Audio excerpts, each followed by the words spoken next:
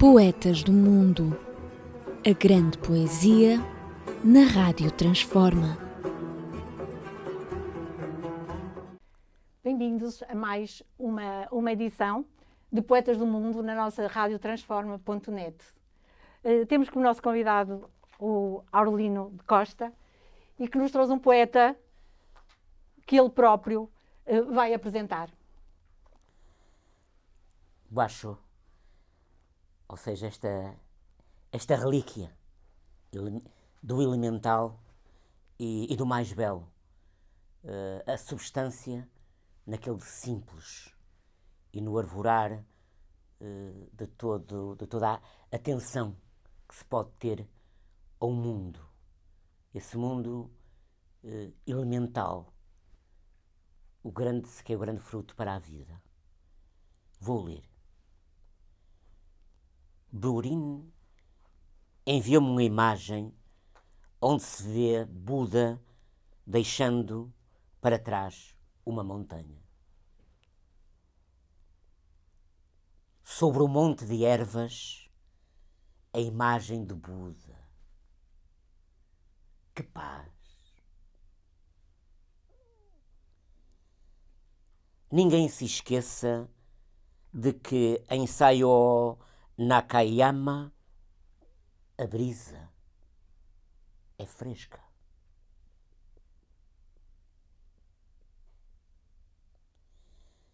Na berma do caminho, o meu cavalo alimenta-se de hibiscos.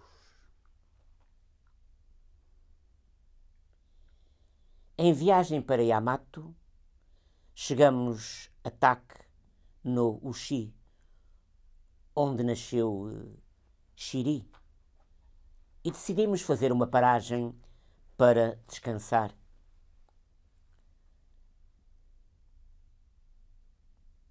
As batidas no algodão, música de alaúde, por detrás de um biombo.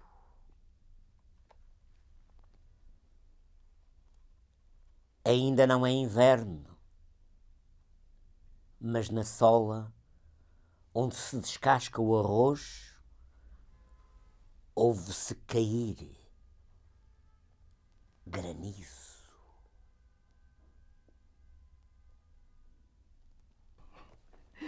Foi Basho? Foi Basho. Basho, a poesia do Basho tem uma característica muito própria, a poesia japonesa. Podia-nos explicar um bocadinho como é que é essa métrica da simplicidade, do elemental, como é que se pode ler Basho? Porque é difícil, para quem tem uma literatura, uma poética como nós, cheia muito europeia. E como é que se consegue ler essa poesia tão subtil? Referes bem. Subtil no sentido mais cirúrgico da existência, do viver, do existir e do pensar. E, sobretudo, é uma poesia feita de muitos silêncios, em que o silêncio é, digamos, um alimento da meditação inspirativa do próprio autor e depois essa tal marca, a marca elemental de, no mínimo, dizer o máximo, ou seja, trazer-nos essa tal vocação que às vezes poderá parecer uma humildade propositada, mas não é. Aqui há tal subtileza, há uma subtileza oriental, há uma orientalidade nisto, e há uma vida, né? E Basho, aquilo que eu acho de quem escreve destes haikais ou haikus, é todo, eles próprios têm uma existência em poesia, não é? Ou seja, vivem, de certo modo, vivem em poesia. Embora tenhamos estas notas preambulares, em que o autor pode explicar o sítio onde está, o sítio de onde vem, mas eu acho que isto é tudo muito fruto da tal poesia que rescende. Há a poesia dos cheiros e da visualização, e em que cada palavra é como uma tela de um pintor, e que nos serve ainda o cheiro das tintas quentes e vivas, como é a palavra, não é? Como é a palavra que utiliza, não é? Tudo isto descasca o arroz, ouve-se cair granizo. E esta relação de descascar, este som de descascar o arroz e ouve-se cair granizo, não é por acaso que o poeta faz este encontro, como se fosse, penso eu, uma similitude. É belo. Claro, é belo. Basho, muito jovem, ainda teve este encontro. Ele teria sido um iluminado, porque ele próprio tem uma vida de meditação, uma vida com uma religiosidade muito própria. Ele foi professor, inclusive, e desiste da vida mundana, desiste da cidade, e quando faz esse seu retiro, essa saída do mundo dos homens, é aí que ele encontra os haikais, essa poesia, esse encontro que ele tem com a vida, podemos dizer que ele é um profeta. Pois, claro que nós nunca poderemos, eu compreendo, mas nós nunca poderemos reduzir ou ter efeito redutor relativamente a qualquer artista, e nós, como ocidentais, às vezes esta orientalidade pode poder-nos escapar, porque é muito subtil, como referiu. E nós nunca podemos, digamos, haver a definição do poeta como um conceito, ou então às vezes como uma expressão geral de um juízo a isto ou aquilo. Referiu o tal profeta. Claro que é o profeta no sentido de uma visão, de uma orientalidade, da transcendência de uma orientalidade nele, como também referiu, ele próprio ser aquela existência daquela entrega ao mais simples, à vida mais simples, à vida mais meditativa, como se fosse, digamos, como se fosse quase, mas para nós de outra maneira, um Frei Agostinho da Cruz, não é? Que foi um poeta que se está a celebrar em várias latitudes também a obra desse mesmo poeta. Recordo o trabalho levado a efeito pelo poeta Rui Ventura, não é?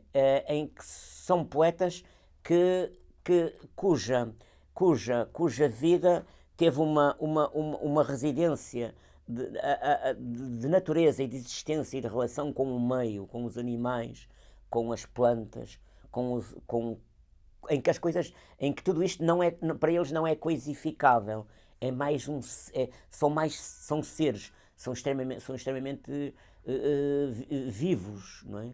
E de que ele se alimenta, e nesse sentido ele, como que é, digamos, há uma entrega, não sei se poderíamos dizer a mística da orientalidade, não é? Mas existe esse vestir-se e ao mesmo tempo simultaneamente despir-se em substância de toda a tralha que há do mundo, de tudo aquilo que nos acompanha, do fausto luxo, da luxuosidade. Tudo o que é lixo, tudo o que é tóxico, tudo o que nos baralha, que nos confunde. Sim. E penso que eles também já anteviam, não é? Porque todos os tempos foram tempos de acumulação. Hoje sabemos que a nossa geração e a geração a tudo de nós e a que assistimos e a timidez do receio para com o que será para os vindouros, não é? Se o homem não se acautelar neste mundo. E de facto ele é um testemunho dessa entrega e dessa devoção, e que nos dá estes poemas que têm estes silêncios, e que nos faz também meditar e refletir. Penso eu. Sim. Acerca do baixo há uma coisa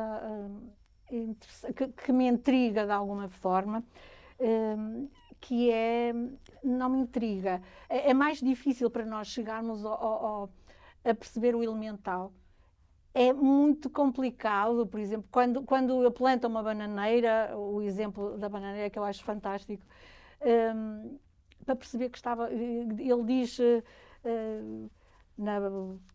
deixe-me só Sim. confirmar, em que ele diz, pela minha nova bananeira, o meu primeiro gemido de algo que eu detesto, um broto de miscanto. Este broto de miscanto anuncia-nos o final do verão, por exemplo. Nós temos que interpretar o que é, porque um broto de miscanto, eu não sabia o que era uma erva daninha. Também ele provoca-nos a encontrar esta conexão da natureza com o homem, afastado completamente pelas palavras caras, não é? Pelo seu esquecimento da infância, não é? Porque ele acaba por ser uma criança pura. E ele é uma criança pura. Sim. É o adulto que não se adultera. É o adulto que esse não penso eu que essa é a mais fantástica substância que qualquer artista nas diversas artes, desde a poesia, desde o romance, desde a dança, desde a música, desde o bailado e a pintura, são sempre esses meninos. E muitas vezes são esses meninos que não conseguem, quer dizer, que não se conseguem formatar no mundo da formatura. Porque este mundo, tanto a mim como a si, de certo modo nos formatam. Há coisas boas da formatação, mas também há coisas horríveis. E, sobretudo, quando muitas vezes não nos permitem, está calado, não me perguntes, está quieto. Muitas vezes a gente diz à criança, olha, está calado, não me digas isso. Olha, faz pouco barulho. Estas proibições, muitas vezes, já está o adulto adulterado a tentar adulterar algo que está em formação e em flor, como esta flor que se abre aqui diante de mim, não é? Há essa eterna criança que está sempre dentro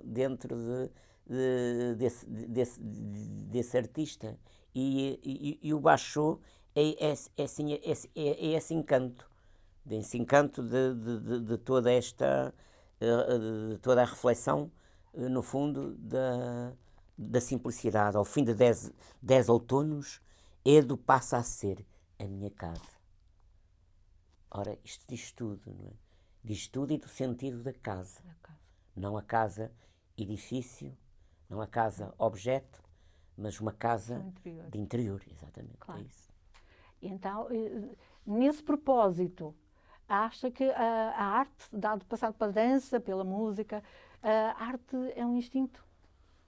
Isso é uma questão difícil. Não, quer dizer, eu gosto das perguntas assim. E dessa... Até porque também tem um bocadinho, é um artista, como... sim, também são como artistas. Sabemos, e esta também interpretação. são artistas aqueles que se debruçam sobre a obra dos outros, ou seja, um escritor não é nada se não tiver quem o leia. Do mesmo modo que o músico, se não tiver quem o ouça. Um pintor, se não tiver quem o visualize e que se espante. Não é? Eu acho que, por exemplo, o Basho consegue-nos criar também esse espanto, na simplicidade.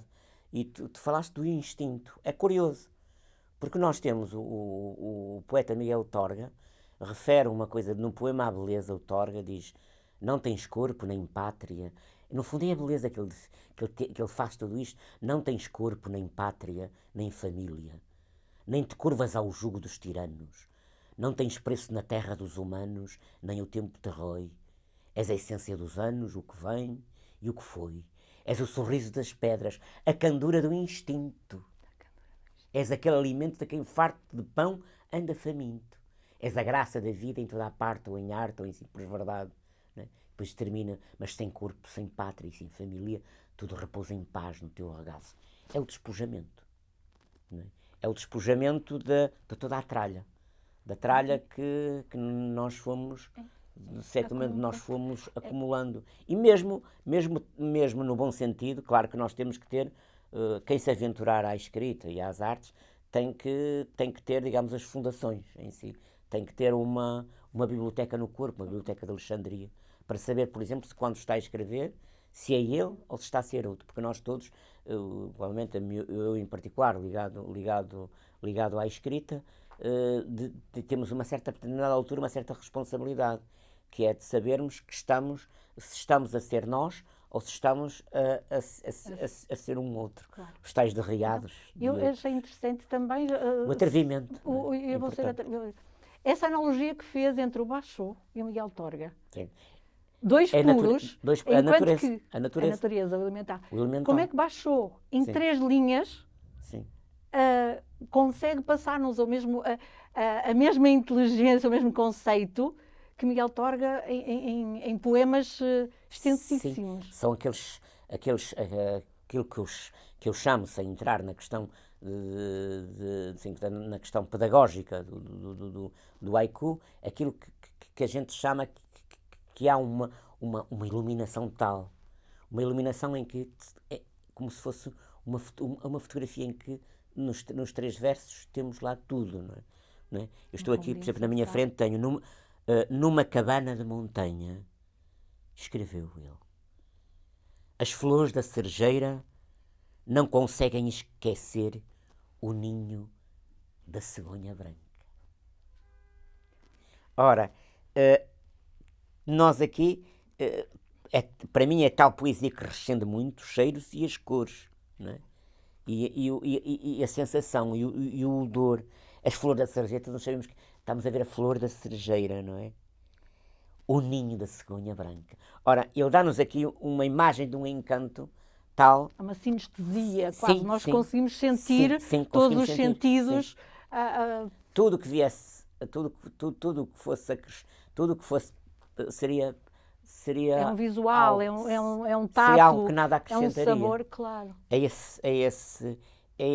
esse condão, essa força que eles têm de serem iluminados, e iluminação, esse tal instinto, né? Esse tal momento rápido e fascinante, né?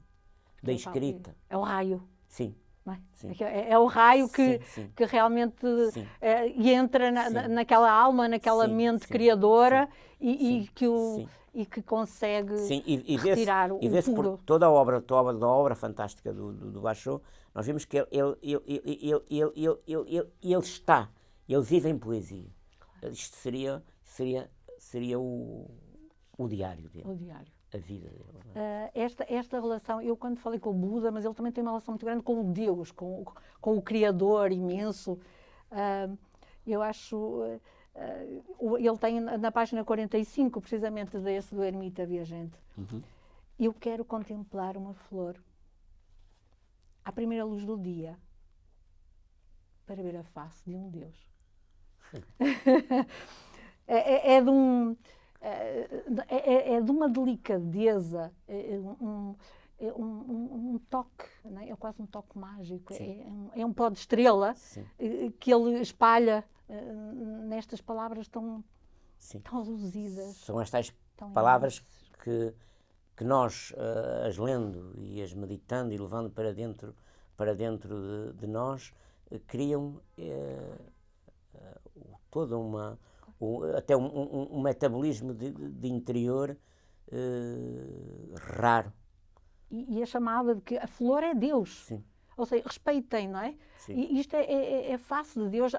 Deus é imenso, é tão belo e tão delicado e tão sensível. E apraz-me eu olhar a face do Deus, que eu não sei como é que ele é. Se é preto, se é castanho, não é? E é uma forma de nós vermos o não visível, ou vermos o invisível, não é?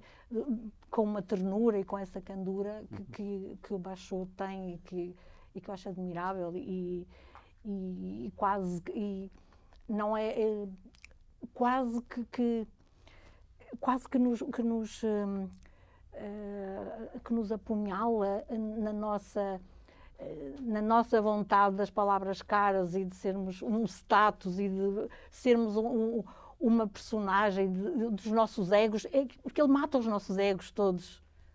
Não, isto, não há ego aqui, isto é assim.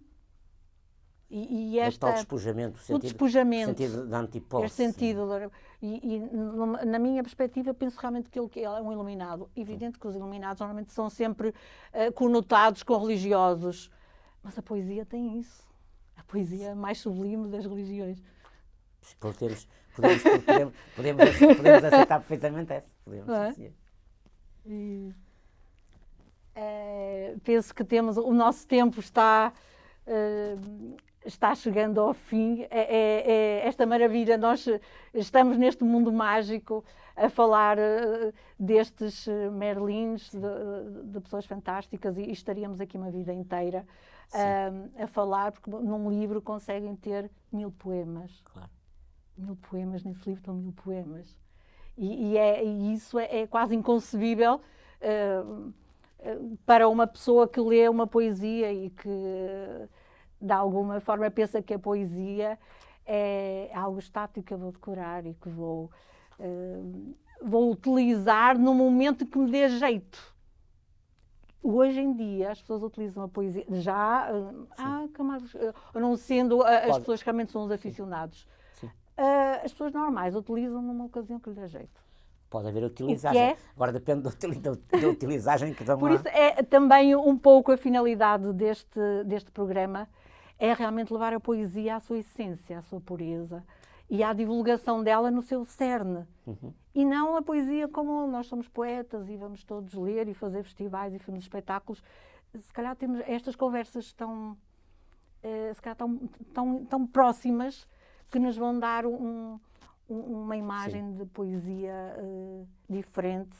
É a finalidade. E particularmente para quem se habituou, como eu, da minha geração, nós nunca tínhamos contacto com os autores. Líamos, adorávamos, vivíamos, tínhamos nomezinho de cabeceira, líamos. Quanto à pessoa nós imaginávamos como ele seria. Muitas vezes nem fotografias existia às vezes um esboço a lápis daquilo que fosse de algum pintor em que aparecia o desenho do rosto algum figurativo do poeta, do criador.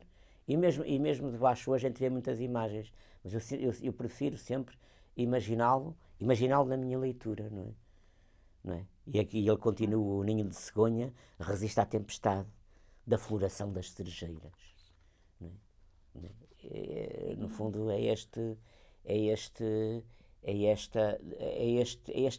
poesia de interiores. Os festivais podem servir para outra coisa, mas não são. Sim, penso que não são grandes. Não é dali que nasce digamos a fruta, a componente poética. No fundo é também para a descoberta, para o encontro de talentos, para a divulgação dos autores. E autores que se dão extremamente bem é óbvio, o autor não deixa de não ficar satisfeito quando abraça uma pessoa que diz: gostei muito de ouvir, gostei muito de ler. Pronto, é isso. Mas no fundo há outro momento, que é um momento mais que se diz muitas vezes o sagrado, embora um sagrado profano, que é o da criação. O da criação. Se nos quiser deixar com mais uma poesia do Basho, seria muito interessante. Os nossos ouvintes. Vamos abrir aqui ao calha, por exemplo. Pode ser esta. No meio de tantas ervas, como escolher as melhores para encher uma almofada? Obrigado a vocês. Muito obrigada. Foi um prazer ter o Aurelino Costa nesta nossa primeira não é pós-Covid, mas de Poetas do Mundo. Muito obrigada. Obrigado, Queiroz. Obrigado. Acompanhe a nossa rubrica Poetas do Mundo na nossa radiotransforma.net. Muito obrigada. Até sempre. Poetas do Mundo. A grande poesia na Rádio Transforma.